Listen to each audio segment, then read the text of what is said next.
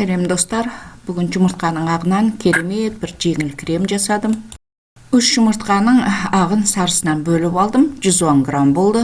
Кастрюльге 220 грамм қант салып, 60 мл су құйып, газға қайнатуға қойдым. Қантымызды газға қоя салысымен миксермен жұмыс істей бастаймыз. Жұмыртқамыздың ағын миксермен жақсылап араластырамыз.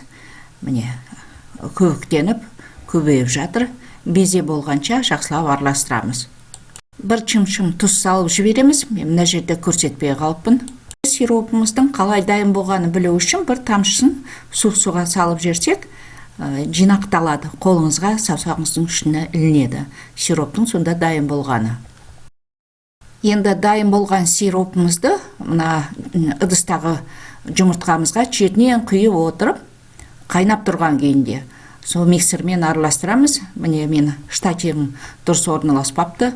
Сондықтан сіздерге дұрыс көрсете алмай жатырмын, бірақ мен шетінен құйып жұмыртқаны араластырып жатыр. Міне шетінен құйып миксерді тоқтатпайсыздар.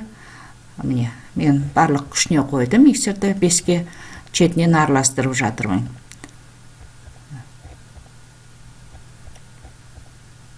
Сосын лимонның бір несін мен сиропқа қосып жердім, чай қасық лимонның сөлін. Жақсылап сироптың бәрін құйып араластырамыз. Сонда жұмыртқадағы барлық микроб деген тағы басқалардың бәрі өледі. Креміміз керемет, жақсы крем болып шығады. Мен сироптың бәрін құйдым. Араластырып жатырмын. Әрине бір қолмен құйып, бір қолмен араластырып тұрған кішкене қиындау.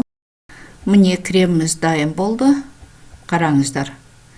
Мына миксерді сікілесек те түспейді. Сондай өзі жеңіл, бірақ өзі тығыз. Торттарымызды әдемілеп өрнектеуге болады. Немесе екілер заварной пирожныйға салуға болады. Керемет крем. Жасаңыздар.